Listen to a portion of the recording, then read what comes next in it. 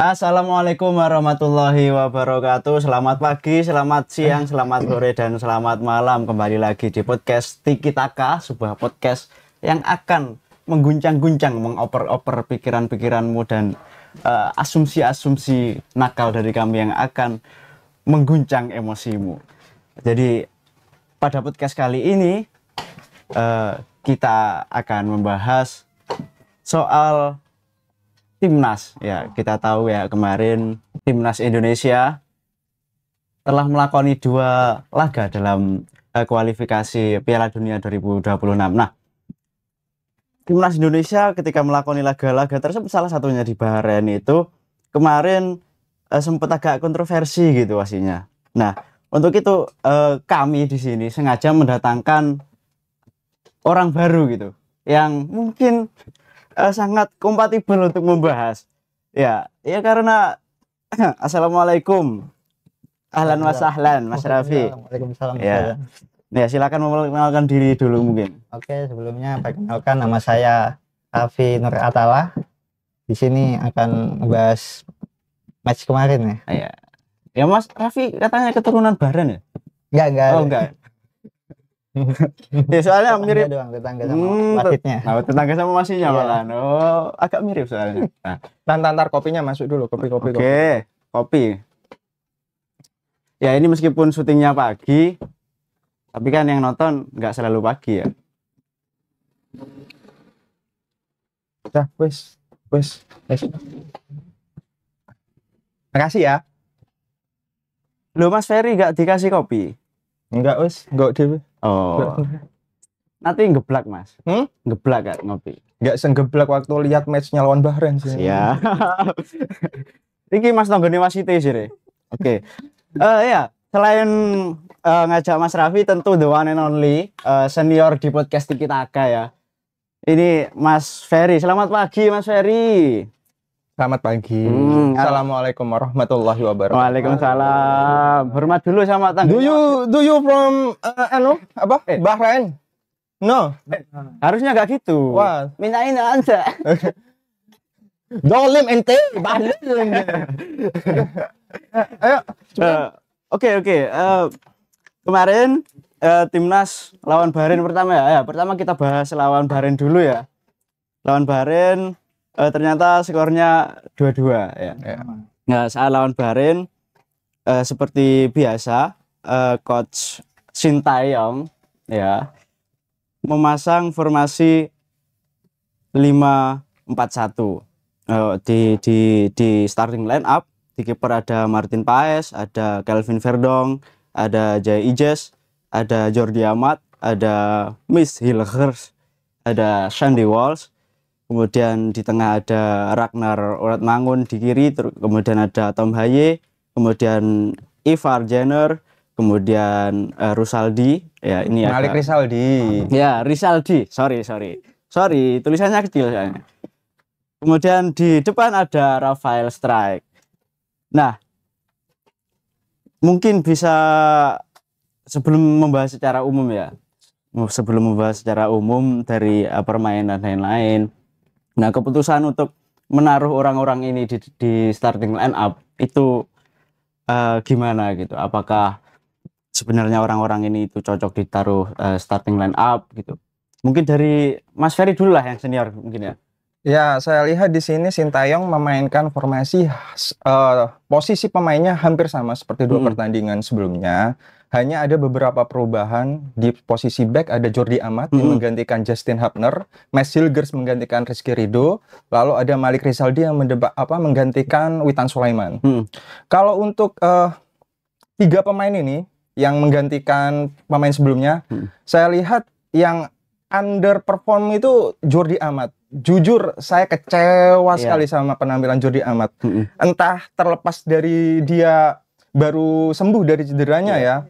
Tapi saya lihat ball position dia kurang, duel bola atas dia kurang. Jujur di babak pertama yang menjadi tulang punggung pertahanan Timnas Indonesia itu adalah Jay Itzes. Ke kanan, ke kiri, ke tengah, ke depan, ke belakang, semuanya Jay Itzes yang ngambil.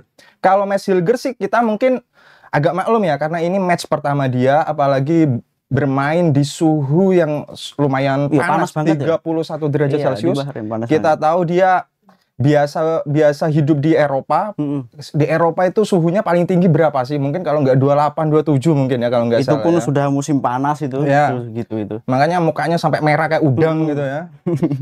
Ya, tapi beruntungnya efektivitas di lini depan itu cukup bagus ya. Buktinya dari 5 shot kita bisa dapat 2 gol dari Ragnar dan Rafael Strijk. Iya. Ya mungkin itu aja sih kalau menurut saya. Ragnar di babak pertama itu ya, di akhir tambahan waktu babak pertama, terus strike di menit 75 kalau nggak salah. Iya, 77. Into the third of 7 added minutes at the end of the first half. The cross from Jeddah is fallen nicely for Ratbangun. Indonesia sweeping the leveller. They're back on terms just before them. Had been a free kick, advantage given. Tom Hay gets it to Rafael Strauch. Strauch scores for Indonesia. They are in front, having trailed in the first half. Ya And how- mungkin juga pengaruh ini soal siapa tadi? Jordi Amat ya. Mungkin efek dia habis cedera Iya. gitu mungkin. Iya. Mungkin efek cedera itu mungkin ada, tapi memang dari sebelumnya kalau saya lihat performa Jordi Amat Memang bersama jelek timnas itu memang tidak bagus. Jelek. Maka dari itu kalau menurut saya lebih baik Rizky Ridho yang ada di posisi itu. Harusnya Rizky Ridho karena melihat pertandingan sebelumnya melawan Australia dan Arab Saudi, Rizky Ridho bermain dengan cukup baik dan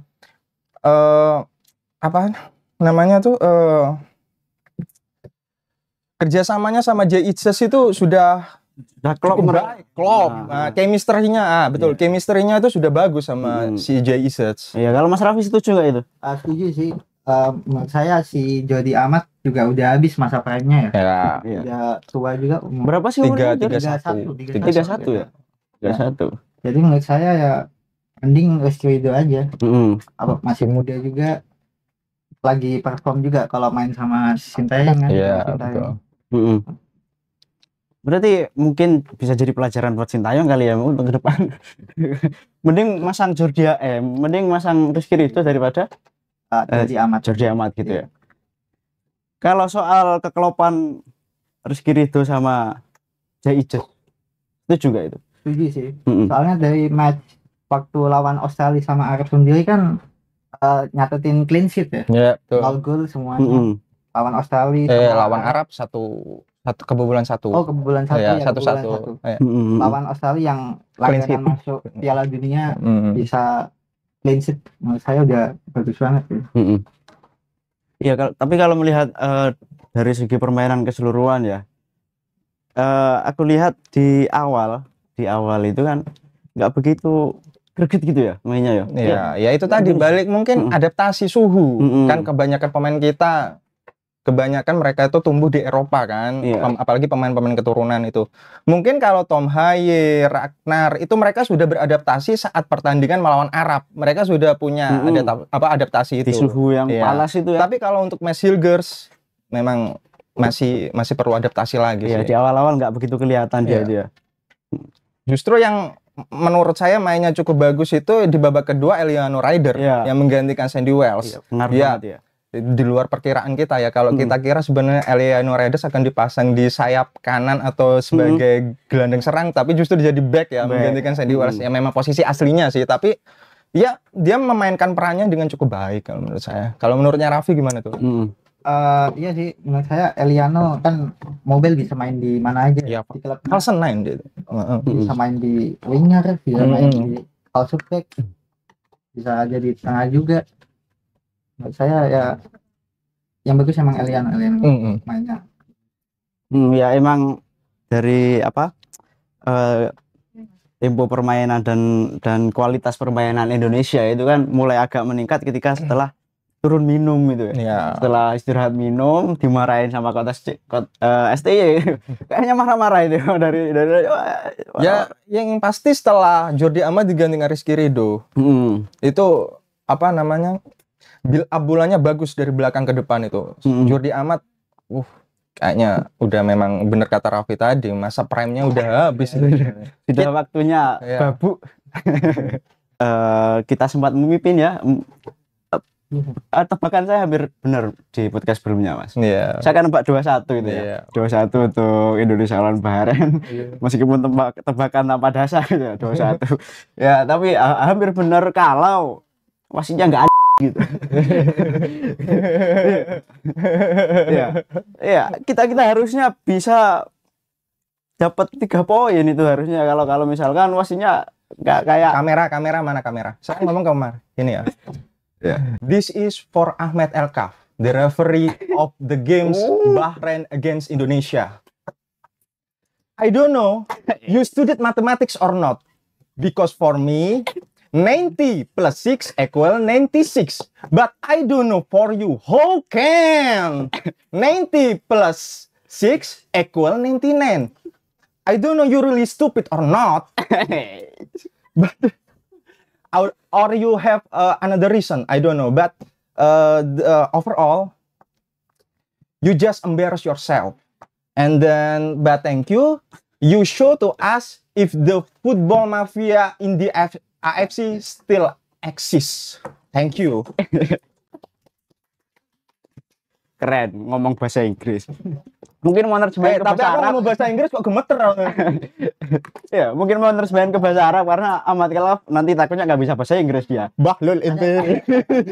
Bahlul ente. Zalim ente. Ya tak terjemahan ini bahasa Jawa ya.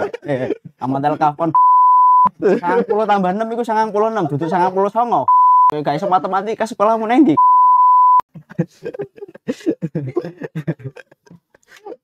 Ya.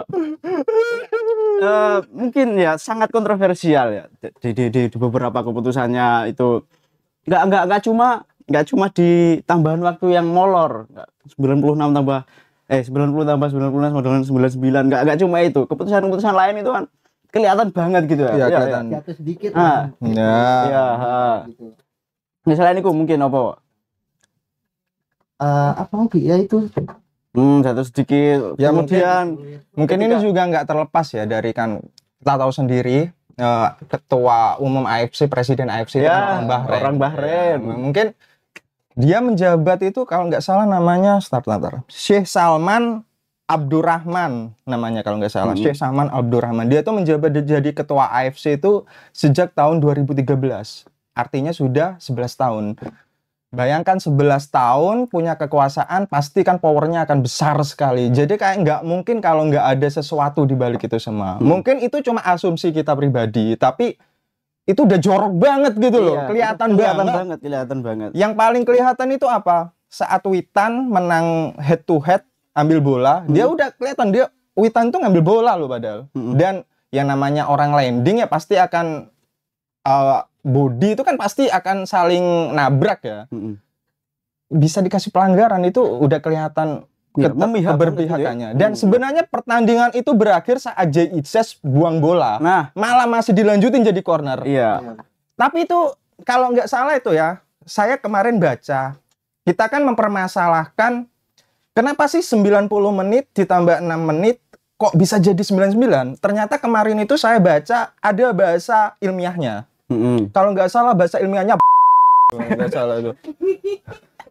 Iya, maklum banget sih untuk fans Indonesia bilang kayak gitu ya. Karena serasionalnya untuk menambahkan waktu itu harus ada penyebabnya gitu kan. Oh, ya? Misalkan itu plus 6 pun sebenarnya udah nggak normal gitu. Ya kita lihat di babak kedua, itu kan nggak ada kejadian-kejadian Nggak ada yang mengulur waktu, kejadian kan. yang menghabiskan waktu. Iya, cuma golnya Membuang strike waktu. tok, selebrasi itu tok kan. Dan itu tambahnya nggak mungkin harus 6 menit. Iya, gitu.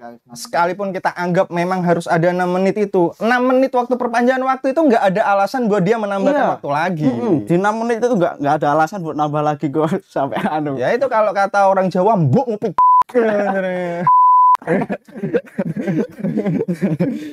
Ngei penggawean editor. Dia ditagih kok nanti ya. Enggak lah. Gak usah. Oke, next match. Iya. Jadi dari apa? Ya kita nggak bisa mengulang itu mungkin ya. Mungkin kemarin udah ngajuin banding atau apa itu Pak Erick Thohir ya? Kalau sesuai apa yang ditayangin di Liputan 6 kemarin di podcastnya sih katanya udah ngasih surat buat apa namanya protes. Tapi kan ya kita tahu sendiri lah namanya federasi sekuat AFC. Iya. Ya, Ditolak kemarin katanya. gitu juga ya. Yang jadi sorotan saya itu justru statementnya Pierluigi Collina. Barangkali subscriber radar belum ada yang tahu, Pierluigi Collina itu mantan wasit sepak bola internasional. Oh, yang mengerikan itu ya. Nanti mungkin bisa Bahkan dikasih fotonya nanti ya. Bahkan dia jadi anggota komite ketua Iya. komite wasit FIFA. Beberapa pertandingan yang pernah dipimpin oleh Pierluigi Collina itu salah satunya saat final Piala Champions tahun 99 waktu MU comeback lawan Munchen. Seneng kon MU comeback ya. MU comeback lawan Munchen. Lalu Piala Dunia tahun 2002 finalnya Jerman lawan Brazil. Lalu saat Piala UEFA Valencia lawan Marseille, itu beberapa pertandingan penting yang pernah dipimpin Pierluigi Collina. Pierluigi Collina mengeluarkan statement, tidak mungkin wasit sekelas federasi AFC bisa melakukan kesalahan seelementer itu. Elementer dalam arti dalam hal penambahan waktu itu tadi harusnya 6 menit jadi 9 menit. Tidak mungkin kalau tidak ada mafia yang bermain di balik semua ini. Mafia ya. Iya. Tapi emang misalkan kita berandai itu didengar oleh AFC, itu emang kemungkinannya apa aja mungkin itu? Misalkan atau laganya diulang atau apa gitu. Misalkan kalau laga diulang saya bakal nggak mungkin sih laga diulang. Emang pernah aja Mas kalau laga kayak gitu diulang gitu? Tahu saya belum pernah. Setahu saya sih dulu pernah, tapi di zona Afrika ya. Kita kan beda federasi, itu kan kebijakan dari federasi masing-masing. Iya. Kalau di federasi waktu itu kalau nggak salah, saya lupa soalnya Piala Dunia tahun 2006 itu. Saya lupa itu. Waktu itu ya itu di playoff ada indikasi pengaturan skor. Makanya diulang akhirnya. Diulang gitu ya. Ya tapi siap ketua Trewong FIFA ya. Wong FIFA AFC. Bahrain. Wong Bahrain tonggomu ra. Seras dengan kamu itu. Antemnya ya. Tapi ya enggak apa-apa, setidaknya kita bisa bawa pulang 1 poin meskipun agak sakit. Disayangkan. Agak disayangkan dan harusnya kita berharap itu bisa membuat para pemain timnas dan tim nasional, grup-grup tim nasional itu bisa menambah semangat gitu ya ketika akan melawan Cina. Nah, kita sekarang mulai masuk ke Cina mungkin ya. Nah, di Cina kemarin itu ada beberapa perubahan gitu ya. Kita ngomongkan starting line apa namanya ya. Jadi ada beberapa orang yang biasanya nggak ditaruh starting line up tapi ditaruh starting line up gitu. Jadi di Cina kemarin ya tetap pakai 5-4-1 ya. Di back kiri ada Shane Patinama, Kanan Asnawi. Kanannya ada Asnawi, kemudian di tengah itu ada trio Verdong, terus Ijes sama Miss Hilgers. Kemudian ada Witan Sulaiman yang jadi gantiin Malik ya sebelum gantiin Malik. Kemudian ada Ivar Jenner, kemudian ada Nathan Joaon, kemudian menggantikan Tom Hai Nathan. Kemudian ada Ragnar Uratmangun, kemudian ada Rafael Strijk. Nah, gimana ini menurutmu, Raffi? Menurut saya Sintayong ada aneh sih, kaget ya. Iya. Soalnya backnya sebelumnya si Rizky Ridho babak kedua udah bagus, tiba-tiba Calvin Verdong dijadiin back tengah ya, malah mainin Shane Patinama gitu. Menurut saya sayang aja, soalnya Calvin Verdong ditaruh di back kiri udah bagus ya, buat overlap gitu. Ya. Terbukti sendiri waktu gol pertama itu kesalahan dari Shane Patinama pure, murni kesalahan Shane Patinama. Harusnya kalau dia mau melepas bola, dia pastikan dulu di sekeliling dia ada pemain lawan apa enggak. Iya. Dan 1 gol ketika di kualifikasi Piala Dunia. Umpan panjang kotak penalti. Duel dengan Jai tadi. Oh, terlepas dari Mana ini ya, pemain Cina itu pemain kungfu semua jadi kakinya itu pasti nyampe gitu kan. Udah ada di gini-gini tapi tetap nyampe. Ya, kalau ngomongin game kedua lawan Cina ini pure kekalahan kita itu kesalahannya Sintayong, pure murni kesalahan Sintayong. Saya nggak tahu Sintayong itu mungkin secara psikologis bagus karena dia mungkin menganggap semua pemainnya merata sama. Tapi secara kebutuhan harusnya Sintayong itu tahu di match sebelum-sebelumnya dengan bisa menahan imbang Bahrain, menahan imbang Arab dan Australia, harusnya dia itu mempertahankan 3 posisi pemain belakang ini. Nggak usah diotak-atik dulu, cari aman aja dulu. Kalau perkara dia mau merotasi pemain kan kita bisa lihat dulu, lihat lagi di babak kedua bagaimana jalannya pertandingan. Harusnya Sintayong harus bermain aman dulu karena yang dihadapi bagaimanapun walaupun kita semua mayoritas memprediksi Indonesia akan menang lawan Cina, tapi bagaimanapun Cina di FIFA ranking masih di atas kita. Kita nggak boleh menganggap remeh seperti itu. Di kesalahan terbesarnya menurut saya dengan menggantikan Sandy Wells dengan Asnawi dan posisi Verdong yang digeser ke bek tengah, lalu posisinya Verdong diisi oleh Saint Patinama. Itu terbukti babak pertama dari lini kiri itu nggak ada serangan sama sekali. Ragnar praktis bermain sendiri di lini kiri. Asnawi tipe permainannya beda dengan Sandy Wells. Sandy Wells itu berani masuk ke dalam, sedangkan Asnawi hanya bermain melebar ke kanan. Ya back murni, back kanan murni lah. Asnawi itu beberapa kali keputusan juga salah. Harusnya dia passing pada pemain yang kosong, dia memutuskan untuk melewati pemain. Ya, Buli banyak banget ya. Isinya menurut saya Spurni, harusnya Sintayong harus berani untuk berani mengeluarkan statement itu adalah kesalahan dia, karena kan dia yang memegang kendali penuh di tim ini. Kita nggak fair kalau kita membuli pemain-pemain ini, karena pemain-pemain ini kan memang punya karakter bermain, punya cara bermain sendiri dan pelatih yang harusnya meracik itu. Sama seperti di MU ya kan. Di MU itu isinya pemain bintang, cuma karena pelatihnya itu ya jadinya kayak gitu. Ya itulah menurut saya itulah. Iya. Tambah lagi ini ya, Tom Haye itu pengaruh banget gak ada Tom Haye. Iya, ada Tom Haye. Setuju banget. Gimana?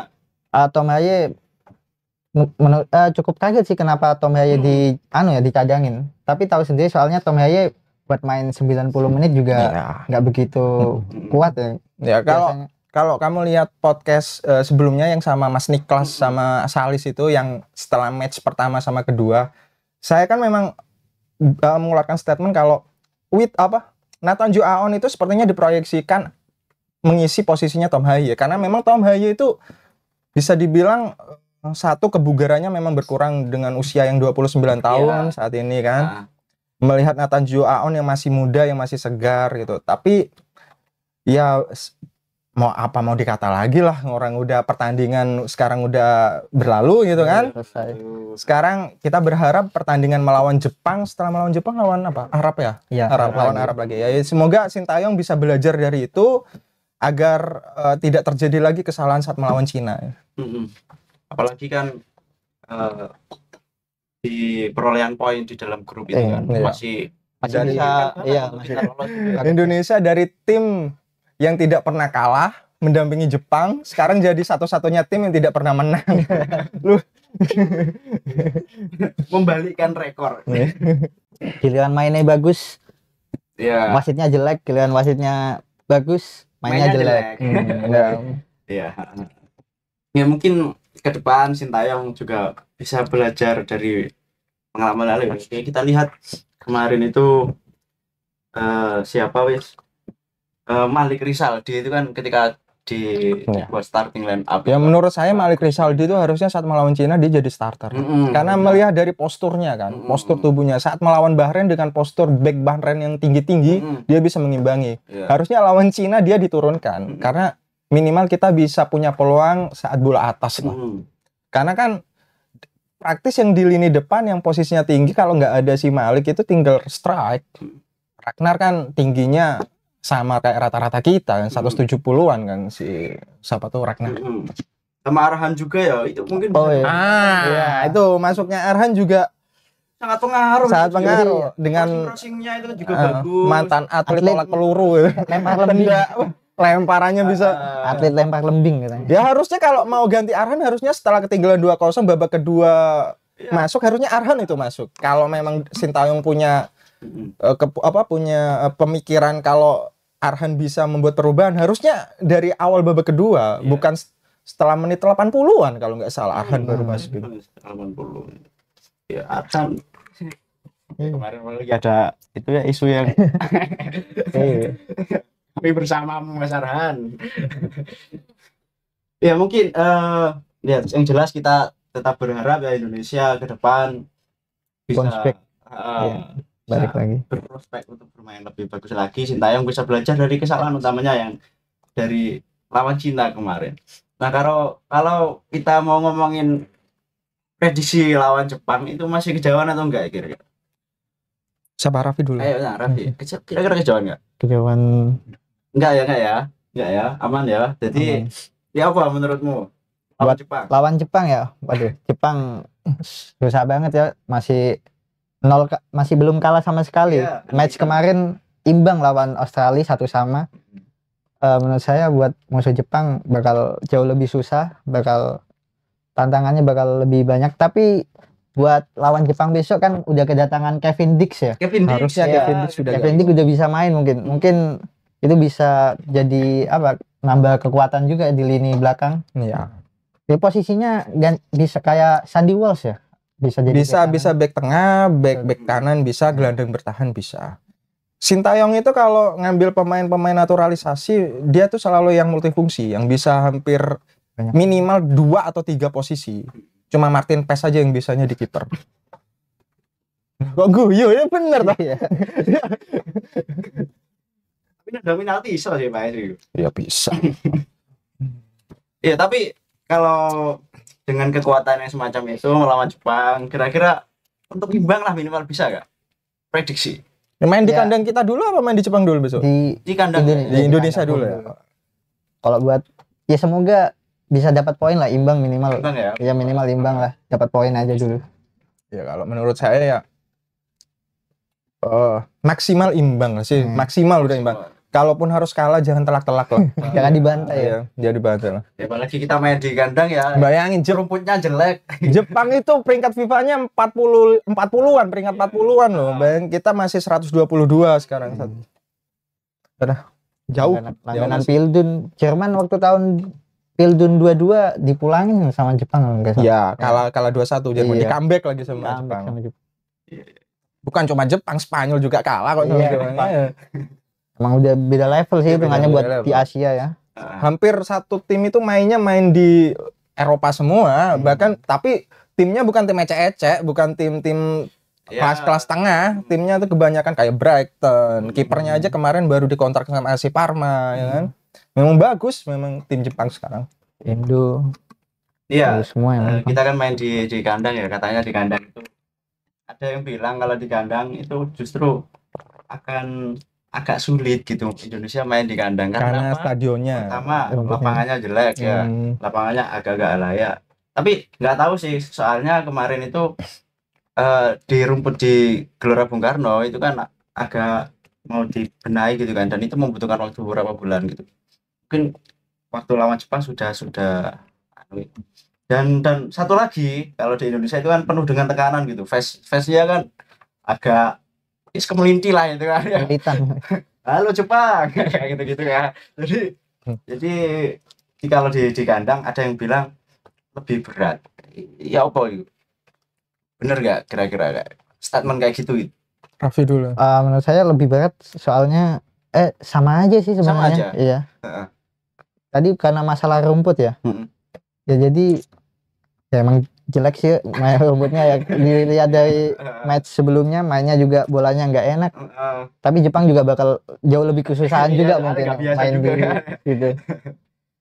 Tom Haye nanti misalnya ngegolin Dengkulnya luka lagi.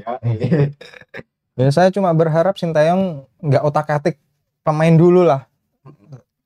Turunin pemain yang memang sudah punya chemistry bagus. Saya berharapnya sih lawan Jepang 3 back yang diturunin kalau nggak ada masalah cedera ya. Jay Itzas, Rido, lalu kalau Justin Hubner sudah balik bisa Justin Hubner, atau misalkan mau diganti Max Hilger juga nggak apa-apa. Karena menurut saya pemain-pemain ini yang cocok untuk melawan tim sekelas Jepang, karena Jepang kan main bola cepat nanti. Kita butuh pemain belakang yang cepat. Kalau kita hanya memanfaatkan Jay Itzas buat jadi tulang punggung pertahanan kita, selesai gitu. Selesai di Indonesia. Selesai itu. Oke, mungkin Indonesia harapan kita tentu tadi ya Indonesia bisa agak sedikit melawan atau mengimbangi lah maksimal bisa mengimbangi. Kalau kalah ya jangan kalah banyak-banyak banget. Kita nggak usah ekspektasi tinggi-tinggi lah lawan Jepang. Ya biasakan seperti fans MU lah. Jadi selalu membumi. Nganu, jadi ya ketika membumi mau lo klub pesen bosok MU yo. Ditelan bumi malah. Ditelan bumi udah fans MU. Kalah kita biasa, menang kita kaget gitu. Gitu kan ya fans MU kan. Ya, ngomong-ngomong kayaknya malam minggu nanti kan main juga MU ya? Main. Ya, lawan apa? Musuh Brentford. Apa kamu fans berat MU ya? Apa kira-kira? Kemarin kan ya nggak pernah menang ya. Berapa match? 5 pertandingan, imbang 4 kali, 1 kali kalah. 1 kali kalah. Iya. Lawan klubnya Mas Hilger juga imbang di comeback 1-1. Musuh Aston Villa 0-0. Ngarep menang nggak? Kalau menang sih Berharap. agak iya pasti ada kalau berharap itu. Ya semoga bisa menang. Bisa keluar dari gue ya nanti. Iya. Enggak apa-apa. Kalau masih muda toh, masih punya banyak kesempatan buat taubat masih. Iku ngarepe kamu teri fans MU bisa nih kancamu iki. Ya. Mulai ning gua bareng-bareng. Lihat ini kamera. Ya. Kita gua bareng ya. Mas. Info gua. Peringkat berapa sekarang kami? 14 kalau enggak salah. 14. Tapi gak ngarep menang berarti sana. Tapi lawannya Brentford lumayan bagus. Brentford peringkat di atas 11. Iya, di atasnya Brentford. Bagus. Buemo itu bagus. Tapi kalau MU itu biasanya kalau terlalu banyak pressure atau bulian seperti ini mainnya malah bagus ya. Biasanya. Iya. Apalagi udah jeda 2 minggu pasti bakal lebih fresh gitu pemainnya. Gitu ya. Siap. Nanti ditunggu malam minggu. Siap. Ya selain MU, aku mau sok nemen-nemen yang MU yo saya tahu no yo ambek yo. Tapi yang jelas ketika nonton MU ada QM yang harus dipegang dalam-dalam. Biasakan nonton MU sampai selesai. Fansnya gitu. Selain MU tentu Tottenham juga bakal lawan West Ham. Tapi aku juga nggak begitu optimis ya soalnya. Di kandang mana? Kandangnya West Ham apa Tottenham? Di Tottenham Stadium. Harusnya si Tottenham. Tapi Son nggak main. Kan kemarin habis menang lawan masih ada Solanke. Dominic Solanke. Masih ada Kulusevski. Iya. Madison ada. Cuma itu pengaruh banget. Di posisinya Son itu kan kalau Son nggak main itu kan ada Werner kan. Iya. Tahu sendiri kan Werner gimana. Dengar Son sekarang katanya jadi pelatih bulu tangkis. Kata Justin jadi pelatih bulu tangkis. Iya tapi bagus sih mainnya sih bagus ya. Meskipun nggak ada Son mainnya kalau bagus. memang bisa dibilang nyawa 60% permainan dari Tottenham itu memang Son. Iya dari Maka dari itu makanya Postecoglou memberikan ban kapten kepada Son karena memang Son itu pemain yang paling bersinar lah bisa dibilang beberapa tahun ini sebelum hengkangnya Harry Kane loh ya. Ya memang Son sih. Dan kayaknya Solanke udah mulai menemukan permainannya dan sentuhan terbaiknya. Dan mulai mulai berjodoh lah dengan Son. Kan ini Son agak lama kehilangan Kane dan belum menemukan jodoh yang tepat gitu kan. Werner itu kan selalu mandul terus Werner itu. Jadi tapi kalau musuh West Ham mestinya gampang. West Ham juga nggak begitu bagus. Ya West Ham juga performanya juga angin-anginan kan. Iya, peringkat 12 sekarang West Ham. Di atasnya MU. Di atasnya MU. Kalau lagi. Selain dua itu apa lagi sih mainnya sih? Ya kan awak musim dulu awak musim paham coba. Pertandingan lain sih ngecek sih ini. Inggris. Lucu ya Chelsea lucu. Chelsea lagi bagus tapi. Iya, Chelsea lagi bagus. Enzo Maresca lagi bagus-bagusnya sih. Upaya dia memperbaiki klub dengan menjadi agen perdagangan manusia. Itu cukup bagus ya. Tapi lawan Liverpool nanti Minggu malam Senin. Big match musuh Liverpool. Ya, itu Lawan big match Liverpool. gitu. Lawan Chelsea. Lawan Chelsea Liverpool. Di kandang? Di kandang Liverpool. Di kandang Liverpool. Bisa ngelawan nggak? King Musrik apakah?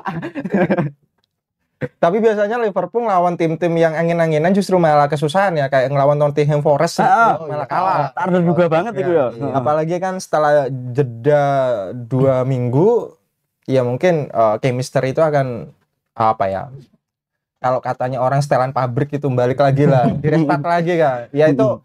Tapi saya yakin Arne Slot sudah punya taktik untuk meredam Maresca. Tapi ya Maresca juga pasti sudah punya taktik. Yang namanya tim yang lebih tidak diunggulkan, justru taktiknya malah banyak biasanya. Iya. Terus ada lagi City lawan Wolves. Tapi seketok lah City lawan Wolves ya. Wolves juga Haaland peringkat bawah Wolves. Bawah. Bawah banget. Haaland dipastikan menari-nari itu ya. Terus apa lagi? Arsenal lawannya Bournemouth. Jelas bisa. Udah liga lain. Liga lain yang seru La apa? Liga La Liga. coba ya. Nggak ada yang nonton Serie A tak ini? Ya nanti akhir-akhir. Apa kurang tua gitu ya? La Liga ada Madrid lawannya Celta Vigo. Oh gampang Celta Vigo. Celta Vigo ya. Ya, tapi kan itu masih kita masih menunggu formula yang bagus ya buat menyatukan trio lini depan Madrid yang kan dinilai bisa dibilang 3 matahari Madrid itu sekarang ada Mbappe, Vinicius dan Rodrigo. Walaupun kalau secara implementasi di lapangan sepertinya Rodrigo yang banyak mengalah ya. Tapi ya semoga saja semakin seiring kesini permainannya Madrid makin bagus ya. Ya. Kalau saya sih selalu dukung Madrid karena memang itu tim favorit saya. Siap. Alam Madrid. Halo Madrid. Barcelona lawan apa Barcelona lawan Sevilla. Sevilla Harusnya bisa menyusahkan sih itu. iya. Barcelona harusnya bisa. Sevilla bisa menyusahkan Barcelona harusnya. Kenapa kok? Ya karena kita tahu sendiri beberapa pemain Barcelona kan diterpa cedera kan. Back gelandang bertahannya itu siapa tuh saya lupa, saya nggak terlalu hafal ya. Sama tim-tim mediocre tuh saya nggak hafal pemainnya itu siapa. Tapi gitu. tim MU apal pemainnya? Hah? MU tapi apal pemainnya? Apal bukan karena saya suka, Karena? karena pengen bully ya. Apal no be aku. Apa? Tapi the new BBC-nya Madrid itu ya, tapi bukan apa? Bro, balik ke Madrid lagi nih sekarang. Bel apa ya, BBC itu Bel Benzema, sama Ronaldo. Ya, karena ada new BBC ya, tapi kan bukan BBC, Mbappe, Vinicius, Rodrigo, BBC. BVR ya. BBC. Enggak paham ya. Nggak paham apa sih? Kurang 6 iki umurnya. Bercandaan bapak-bapak nggak sereceh itu soalnya. Apa betul sih? Ya. Jadi itu mulai yang sekarang itu. Dulu kan awal-awal kayaknya nggak begitu klop itu kan, 3 orang itu. Kalau Rodrigo, belakangan Vini. ini juga masih belum. Ya masih nyatu. belum. Ya, Iya. tadi kan saya bilang sebenarnya permainannya masih jadi PR-nya Ancelotti sampai sekarang. Tapi saya percaya karena Ancelotti punya pengalaman menyatukan pemain-pemain bintang seperti dia di AC Milan, Chelsea dulu, bahkan PSG kan.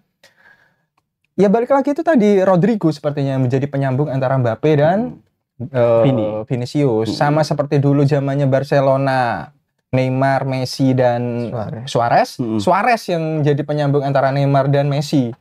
Kita tahu sendiri waktu itu Neymar sama Messi itu kan memang bertarung untuk jadi pemain nomor 1 kan. Nah, Atletico Madrid nggak ada yang suka Atletico Madrid. Atletico Madrid itu lumayan padat juga pemainnya. ya Atletico Madrid. Ya itu sebenarnya beban mungkin Simeone itu dibebani dengan dia sebagai pelatih dengan gaji termahal di dunia. Tapi mungkin dia dikasih challenge sama Atletico Madrid, dikasih pemain yang bisa dibilang pemain bintang tapi masih belum bagus-bagus banget. Seperti Alexander Sørloth, seperti siapa kemarin yang dari City itu? Juan Alvarez itu. Itu kan memang sebenarnya pemain bintang, pemain bagus tapi ya jadi PR-nya Simeone lah buat mengeblendkan dengan pemain-pemain ATM yang lain. Saya rasa ATM pemain bintangnya siapa sih? Ya menurut saya cuma Suarez, Lalu kipernya Jan Oblak sama Griezmann. Udah itu aja menurut saya. Yang lainnya sih the newcomer menurut saya. Ya mungkin punya peluang untuk jadi pemain bintang, punya kemampuan jadi pemain bintang itu ada, cuma ya tergantung Simeone lah molesnya nanti gimana. Aku soalnya kalau main PES suka pakai Atletico. Ya meskipun tetap kalah ya. Iya, kalah. Oke, kita pindah ke Serie A. Ada yang nonton Serie A dah? Serie A. Aku nggak nonton sih soalnya. Mas Niklas mungkin yang nonton Serie A. Liga Italia. Iya, Liga Italia kan liga bapak-bapak kata orang. LBB. Ya mungkin di Serie A nanti ada yang main baik. Fiorentina, Juve lawan Lazio ini lumayan ini ya. Bagus-bagus. Lazio gimana? Lazio kan kemarin agak lumayan juga kan? Lazio nggak bagus-bagus banget. Nggak bagus banget. Jelek juga nggak jelek. Mediocre lah ya, kayak MU ya. Kalau MU kan bagus nggak bagus banget. Dibilang jelek ya enggak.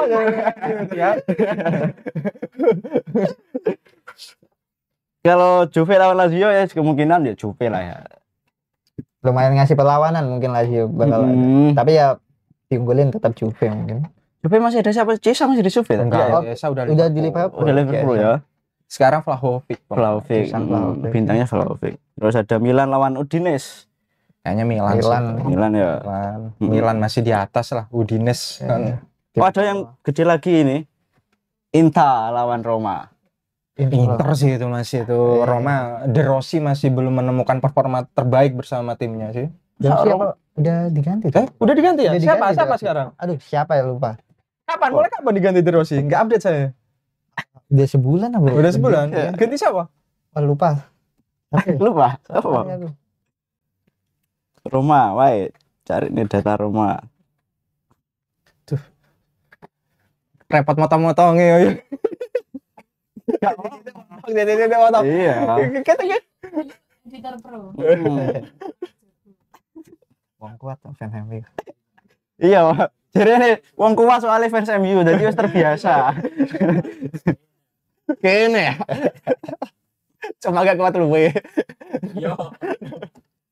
Tapi Roma punya Dybala cuy. Ya, Dybala. tapi ya masa kita hanya memprioritaskan satu pemain untuk satu tim itu kan enggak kan malah. El Shaarawy. El Shaarawy udah ngomongnya kan di luar sana. 6 tahun yang lalu bagus mungkin El Shaarawy. Kan di luar sana udah ya. El Shaarawy. Siapa mana? Dybala juga udah buat ngegedong tim enggak. Iya, jago itu juga Dybala. Nggak ono sing kenal mana iki? Selain Dybala sama El Shaarawy. Backnya yang bagus Mancini ya. Oh, ada Matt Hummels. Matt Hummels juga. Tapi kan Matt Hummels juga kita tahu lah ya. usianya udah segitu. 35. Walaupun masih mungkin masih bagus main di Serie A, tapi kalau ngelawan Inter ngelawan Lautaro diajak sprint ya nggak ada apa-apanya itu Matt Hummels itu. Ya, terlalu di Turam ya. King Turam. Ya sudah, bisa. Iya, ya mungkin wis cukup ya selain Serie A enggak ono mana. Udah selesai. Kita bahas Liga 1 cuy. Enggak bisa. Enggak ya. Nanti Liga 1 mungkin bagiannya Mas Niklas aja mungkin yang bahas Liga 1. Jadi untuk podcast seri kali ini bisa kami tutup dulu. Jangan lupa like, komen dan share video ini ke teman-teman kalian karena like itu gratis, komen itu gratis, share itu gratis, dan jangan lupa juga subscribe itu gratis. Jangan lupa subscribe agar selalu dapat info-info terbaru dari kami. Selamat jumpa.